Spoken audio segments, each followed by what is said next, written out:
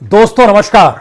दोस्तों, लोकतंत्र के चौथे स्तंभ यानी मीडिया को लेकर आपके भीतर जितना भी आक्रोश हो, भारत के भीतर में लोकतंत्र पर निगरानी करने के लिए मीडिया की मौजूदगी चाहे आपको अब कहीं नजर ना आती हो, चाहे इस दौर में आपको लोकतांत्रिक पहलू गायब होते हुए दिखाई दे रहे हों, चाहे इस देश के भीतर में वो तमाम मुद्दे जो आपको लगता हो कि मीडिया स्क्रीन पर वह क्यों नहीं रेंगते हैं, लेकिन आपके गुस्से और आक्रोश का कोई फलसफा नहीं है। सच तो यह है कि भारत मीडिया के लिए जीता है, मीडिया के लिए मरता है, मीडिया के जरिए जीता है, मीडिया के जरिए उसकी मौत होती है।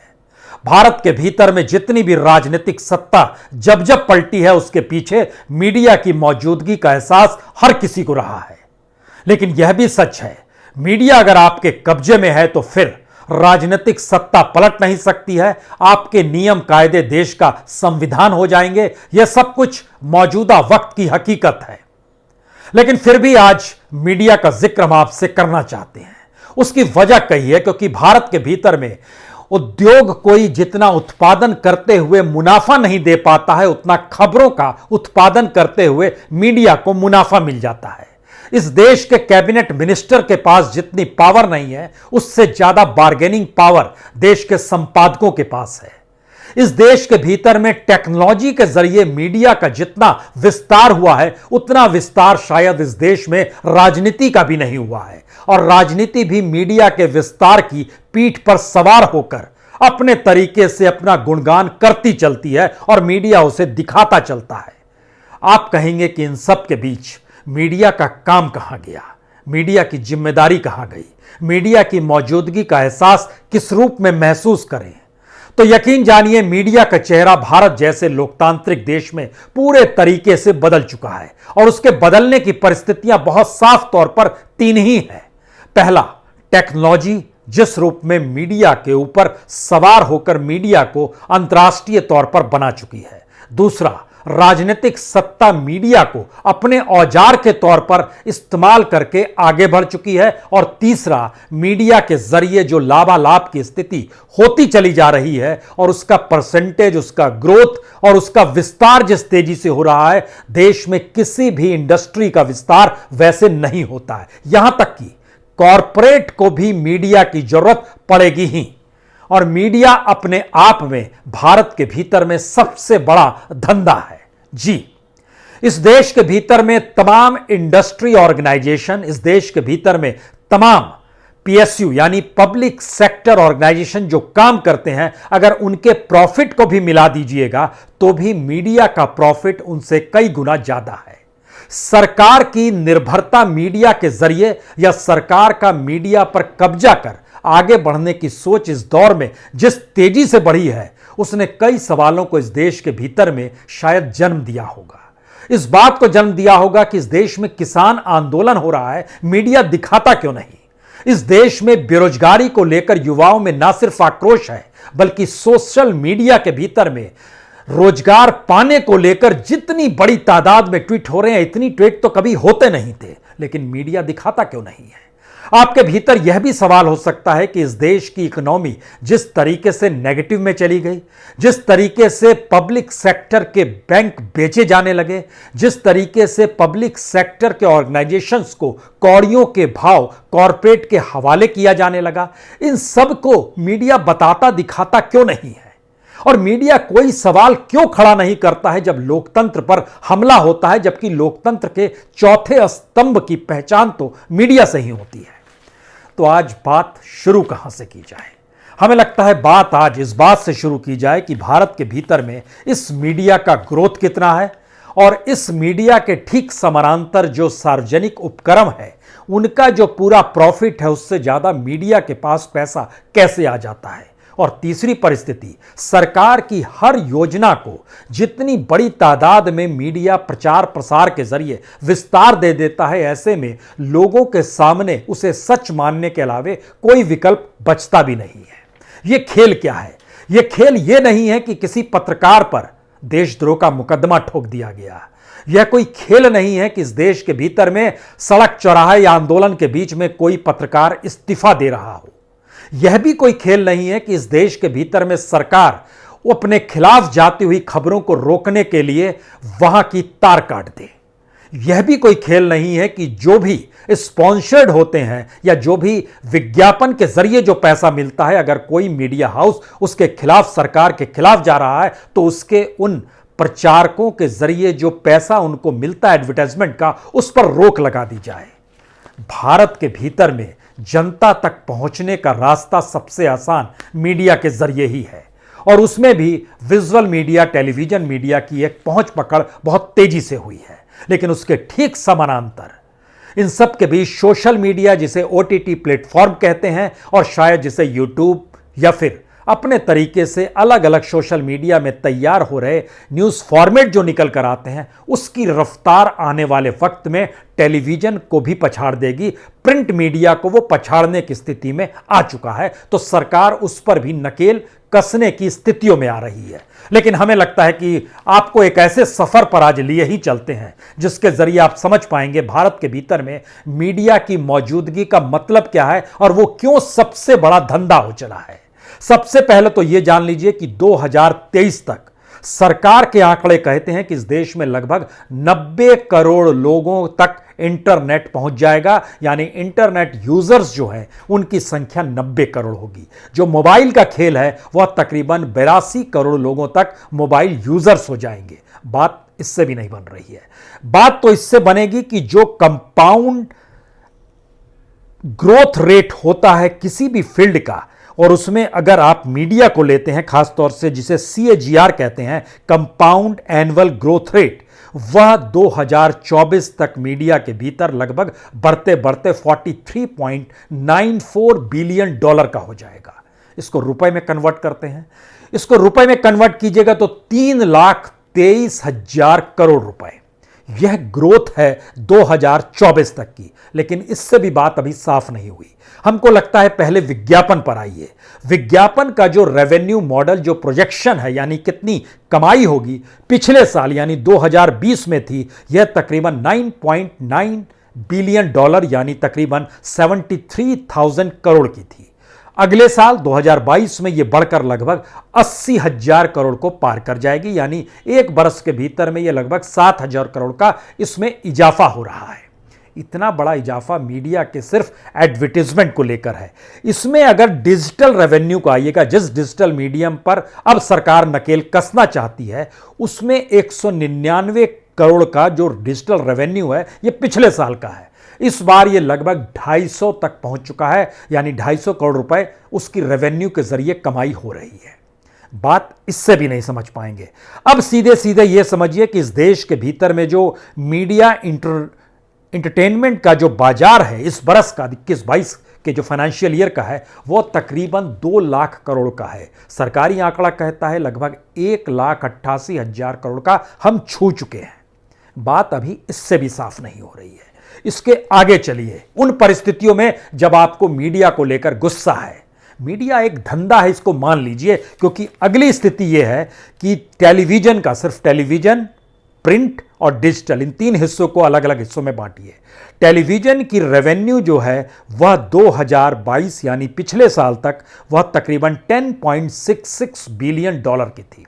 इसको रुपए में कन्वर्ट कीजिएगा तो ये 78,453 करोड़ रुपए बैठते हैं। और अगले साल आपको लगेगा 78,000 से अगले साल टेलीविजन मीडिया का रेवेन्यू कितना बढ़ जाएगा। भारत के भीतर में टेलीविजन का रेवेन्यू जो है वो कम होने वाला है। यह कम होकर पहुंच जाएगा 77,497 करोड़ पर। यह CAGR जिसका हमने जिक्र किया, जो कंपाउंड एनुअल ग्रोथ रेट है, यह सिर्फ टेलीविजन का है, जो कम रहा है 2022 में 2020 की तुलना में। जो प्रिंट मीडिया है इसकी स्थिति तो और नाजुक है। प्रिंट मीडिया $4.19 बिलियन यानी तकरीबन 30,000 करोड़, जो कि 2022 में कम होकर लगभग 29,000 करोड़ पर आ जाएगा। 29,806 करोड़, यानी एक साल में बढ़ नहीं रहा, यह भी कम हो रहा है। तो फिर बढ़ क्या रहा है? बढ़ रहा है डिजिटल और ओटीटी फ्रंट, जो कि पिछले साल यानी 2020 में $2.29 बिलियन यानी तकरीबन 24,000 करोड़ था, वह बढ़कर $4.63 बिलियन यानी तकरीबन 34,000 करोड़ पर होगा। यानी एक लिहाज से यह प्रिंट मीडिया को भारत में पछाड़ चुका होगा। और इसका ग्रोथ रेट बतलाता है कि यह टेलीविजन की तुलना में आधे पर जरूर है, लेकिन उसके बावजूद भी इसकी रफ्तार ऐसी है कि आने वाले वक्त में 2026 तक भारत में डिजिटल और ओटीटी प्लेटफॉर्म जो है उस पर कहीं ना कहीं पूरी पूंजी देश के एडवर्टाइजर्स की लगी होगी और उसकी पहुंच पकड़ पूरे देश में होगी। यहीं से सबसे बड़ी बात शुरू होती है कि भारत के भीतर में जैसे ही हम डेमोक्रेसी शब्द का जिक्र करते हैं और डेमोक्रेसी से जुड़े हुए फोर्थ स्टेट का जिक्र करते हैं, उसके भीतर का सच क्या है? उसके भीतर का सच यह है कि दुनिया भर में इस बात को लेकर बहस हो रही है कि जो डिजिटल फॉर्मेट है या ओटीटी प्लेटफॉर्म है या फिर जो गूगल भी है, उसके जरिए जो वो मुनाफा कमा लेता है कंटेंट का, चाहे वह प्रिंट का हो या विजुअल का हो, उसको पैसा ज्यादा दिया जाना चाहिए। ऑस्ट्रेलिया में इसका जिक्र है, यूरोपियन यूनियन में इसका जिक्र है, अमेरिका में इसका जिक्र है, लेकिन भारत में क्या जिक्र है? भारत में कंटेंट को लेकर जिक्र है कि भारत कि सरकार यह सोचती है कि कंटेंट ऐसा ना हो जो हमारे कल्चर को इफेक्ट करे, ऐसा कंटेंट ना हो जो इस देश के भीतर में मानसिक विकृति को बढ़ावा दे दे, ऐसा कंटेंट ना हो जो आने वाले वक्त में इस देश के बच्चों का विकास एक अनारकी तौर पे करने लगे, जो वैचारिक तौर पर मानते हैं कि पश्चिमी सभ्यता और संस्कृति से प्रभावित ना हो। यानी इकोनॉमी पर ध्यान नहीं है, इकोनॉमी का आधार छोड़ दिया गया है उस मंच को क्रिएट करने वालों पर, क्योंकि सरकार इकोनॉमी को लेकर उनसे सीधे डील कर लेती है। और कंटेंट को लेकर दुनिया के किसी भी देश में बहस नहीं है, क्योंकि यह माना जाता है कि स्वतंत्रता अभिव्यक्ति की सोशल मीडिया में भी होनी चाहिए और उसके जरिए वो प्रोग्रामिंग करें और उसको देखने वालों की तादाद जो होगी वही इनकी क्रेडिबिलिटी होगी। लेकिन भारत तक आते आते वो क्रेडिबिलिटी गायब हो जाती है। भारत में सरकार का बहुत साफ मानना है, बिजनेस डील हम उन प्लेटफॉर्म से कर लेंगे, लेकिन कंटेंट के लिए आप पर हम नियम कायदे लेकर आएंगे। अब यहां से असल सवाल शुरू होता है कि क्या भारत के भीतर में मीडिया की मौत हो चली है, या भारत का बिजनेस जो मीडिया को लेकर है उसका विस्तार चाहे हो रहा हो, लेकिन कंटेंट की दृष्टि से और उसके जरिए जो प्रभाव जनता पर मीडिया का फोर्थ स्टेट के तौर पर होना चाहिए वो गायब हो चला है क्या? इस देश के भीतर में सबसे ज्यादा बड़ी तादाद में न्यूज चैनलों की संख्या है। इस देश के भीतर में मीडिया से जुड़े हुए लोगों की तादाद जो काम करते हैं उनकी सबसे ज्यादा है। लेकिन इस देश के भीतर में लोकतांत्रिक पहलुओं को अपने साथ लेकर सबसे बड़े आंदोलन को कवर ये नहीं करेंगे, ये दिखाएंगे नहीं, प्रभाव नहीं होगा। सत्ता अनुकूल जो चीजें रहेंगी उसे बताया जाएगा। यहां से एक दूसरा चैप्टर शुरू होता है। यह चैप्टर है इस देश के भीतर में जो टॉप 20 पीएसयू है, उस पीएसयू में 83% टर्नओवर सिर्फ 20 पीएसयू का ही है। यानी सरकार जो कहती है कि हम घाटे के पीएसयू क्यों चलाएं, हम मुनाफे वाले पीएसयू को चलाएंगे, और 20 पीएसयू जो टॉप मोस्ट है उसमें से 83% उसके टर्नओवर है और उससे नेट प्रॉफिट तकरीबन 70% हो जाता है। यानी बाकी लगभग 300 पीएसयू से जो नेट प्रॉफिट होता है वो सिर्फ 30% है। उसका जो नेट टर्नओवर है वह तकरीबन 17% है। तो हम तो उसे बेच देंगे। लेकिन क्या मीडिया ने यहां पर अपनी आंखें खोली और बतानी शुरू की कि जो भारत पेट्रोलियम है, जो कॉन्कर है, जो शिपिंग यार्ड है, इन सब से जितनी बड़ी तादाद में सरकार को लाभ होता है और एक रेशियो के लिहाज से वो टॉप मोस्ट 20 पीएसयूज के दायरे में आते हैं, फिर उन्हें बेचा क्यों जा रहा है, प्राइवेट सेक्टर के हवाले क्यों किया जा रहा है? क्योंकि हमने एक आइडिया निकाला उसमें कि सरकार जिस प्राइवेट सेक्टर की मौजूदगी का लाइसेंस जिस जिस सेक्टर में दे रही है वहां पर पीएसयू क्या कर रहे थे। आपको जानकर हैरत होगी कि जिस सेक्टर में लाभ है और जिस सेक्टर में जरूरी है कि पीएसयू की मौजूदगी रहे और सरकार उसको आगे बढ़ाए, उस दिशा में सरकार ने ना सिर्फ आंखें मूंदी बल्कि उसी सेक्टर में बीते 10 बरस के भीतर में प्राइवेट सेक्टर की मौजूदगी बढ़ती चली गई। ना सिर्फ बढ़ती चली गई, जो भी प्राइवेट सेक्टर में उस क्षेत्र में आया उसका मुनाफा दुगना, तिगुना, 5 गुना, 10 गुना और 80 गुना तक गया है। ये सेक्टर कौन कौन से हैं यह भी कम रोचक नहीं है, क्योंकि यह कहीं मीडिया से क्यों जुड़ा हुआ यह भी हम आपसे जिक्र करेंगे। जैसे ऑयल एंड गैस सेक्टर, इस क्षेत्र में अगर 2009 में आप 10 साल पहले चले जाइएगा तो उस वक्त तकरीबन 76% गवर्नमेंट का ही काम होता था, लेकिन आज की तारीख में वो घटकर लगभग 63% पर आ गया है। इतना कम क्यों हो गया? और अगर जो प्राइवेट सेक्टर था जो बढ़कर 24% से बढ़ते बढ़ते 37% पर आ गया, उसको कितना लाभ हो रहा है? इन दोनों में भी बड़ा एक रेशियो है। जो फर्टिलाइजर है, फर्टिलाइजर की इंडस्ट्री में भारत की सरकार का जो योगदान था वो 60% था, यानी वो उसमें लगभग 40% प्राइवेट होता था, लेकिन आज की तारीख में चीजें उलट गई। अब 40% गवर्नमेंट का है, 60% प्राइवेट का है। जो मेटल, माइनिंग, मिनरल से जुड़ी हुई चीजें हैं उसमें 32% पब्लिक सेक्टर थी, 68% प्राइवेट सेक्टर थी, लेकिन आज की तारीख में यह 68% भी प्राइवेट सेक्टर बढ़कर 72% चला गया है और पब्लिक सेक्टर घटकर 28% पर आ गया है। ये तमाम स्थितियां कमोवेश हर उस सेक्टर में है जिस सेक्टर में पब्लिक सेक्टर को मुनाफा होना चाहिए था, लेकिन उसने प्राइवेट सेक्टर को मुनाफा देना शुरू किया। इससे जुड़ी हुई चीज मीडिया की आती है। मीडिया के भीतर में सभी प्राइवेट सेक्टर के तौर पर ही रहे, दूरदर्शन अपने आप में एक सफेद हाथी के तौर पर रहा, लेकिन प्राइवेट सेक्टर को जो डील करने का मौजूदा सरकार का तरीका है, या फिर उससे पहले की परिस्थिति में अगर आप चले जाएंगे जब कांग्रेस की सरकार हुआ करती थी, कांग्रेस का क्या दो आइडिया थे। एक, यह वेलफेयर स्टेट है और वेलफेयर स्टेट के तहत हम जो भी पॉलिसी बनाएंगे, जो भी नीतियां बनाएंगे, उसमें निचले तबके को इंपावर करेंगे और उसको इंपावर करने के बाद उसका वोट बैंक हमारे साथ जुड़ जाए, इसीलिए उसके लिए काम किया जाएगा। इसीलिए मनरेगा लाया गया, राइट टू फूड लाया गया, राइट टू एजुकेशन लाया गया, जो भी चीजें लाई गई सोशल सेक्टर को लेकर वह उस दौर में लाया गया। इसके पैरेलल में जो इंफ्रास्ट्रक्चर पर अगर याद कीजिएगा, आज़ादी के बाद से जो ध्यान रहा उसके पीछे था कि इस देश के भीतर में इंफ्रास्ट्रक्चर एक मार्केट इकोनॉमी को क्रिएट करेगा जिसमें पब्लिक सेक्टर और प्राइवेट सेक्टर दोनों का योगदान रहे। प्राइवेट सेक्टर मैल प्रैक्टिस ना करे, गलत तरीके से चीज़ों को ना डेवलप करे और उसकी मोनोपोली ना हो जाए, उसको बैलेंस करने के लिए सरकार ध्यान देगी और पब्लिक सेक्टर उस पर काम करेगा। लेकिन मौजूदा वक्त में जब आप निकल कर आइएगा तो मीडिया की उपयोगिता आपको समझ में आएगी। मीडिया के जरिए शौचालय का सवाल हो, स्वच्छता का सवाल हो, गैस वितरण का सवाल हो, रोजगार देने का सवाल हो, डायरेक्ट पैसा बेनिफिट देने का सवाल हो, किसान सम्मान निधि पैसा देने का सवाल हो, डिजिटल इंडिया करने का सवाल हो, 164 योजनाएं जो हैं सरकार ने मीडिया के जरिए जो प्रोत्साहित की और आगे बढ़ाने की कोशिश की, उसमें मीडिया को पैसा इनको आगे बढ़ाने के लिए उसके बजट से ज्यादा दिया गया।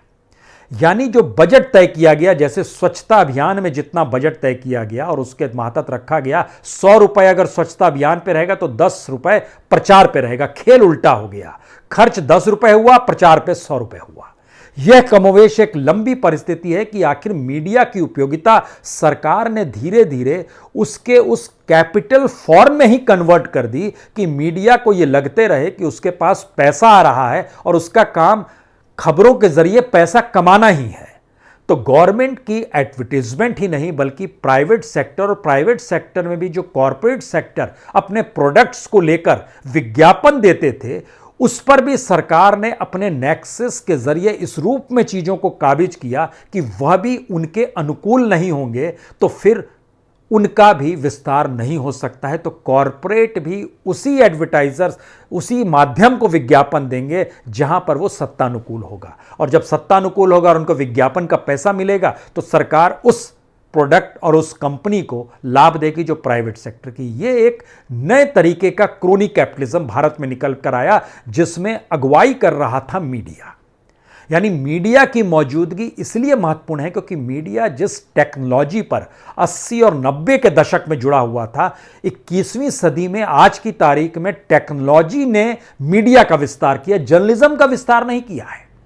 इसीलिए जर्नलिज्म करने वाले जर्नलिस्टों के भीतर कुछ सवाल हैं और उनके सामने बहुत सारी मुश्किल है, और सरकार नहीं चाहती है कि जर्नलिज्म हो, इसीलिए वो बार बार मीडिया शब्द का इस्तेमाल करती है। जर्नलिज्म का इस्तेमाल करते हुए आपने देश के प्रधानमंत्री या किसी भी कैबिनेट मिनिस्टर या किसी को नहीं देखा होगा। गवर्नमेंट की पॉलिसी और यहां तक की जो इंफॉर्मेशन ब्रॉडकास्टिंग मिनिस्ट्री है उसमें भी आपने जर्नलिज्म शब्द नहीं सुना होगा, आपने मीडिया शब्द सुना होगा, क्योंकि मीडिया एक इंडस्ट्री है। इंडस्ट्री का काम प्रॉफिट कमाना होता है। प्रॉफिट उसको जिस भी माध्यम से मिल जाए उस माध्यम से उसको पैसा चाहिए। यह मैसेज मौजूदा वक्त का एक अनूठा सच के तौर पर सामने आया। दूसरा बड़ा सवाल था कि क्या वाकई अगर मीडिया इंस्टीट्यूशन के भीतर जो पत्रकार थे, जो संपादक थे, वो क्या इतने कमज़ोर थे? एक बात। दूसरी बात, अगर वो कमज़ोर नहीं थे तो क्या मीडिया का विस्तार इतना ज़्यादा हो गया कि जिस काबिल वो नहीं थे उस काबिल के हिसाब से वह बार्गेनिंग करने की पोजीशन पे आ गए? क्योंकि उनकी पहल कॉरपोरेट के भीतर भी है और उनकी पहल सरकार के भीतर भी है, और सरकार ने अपने तौर पर उन्हें मैनेज करना बहुत आसान था।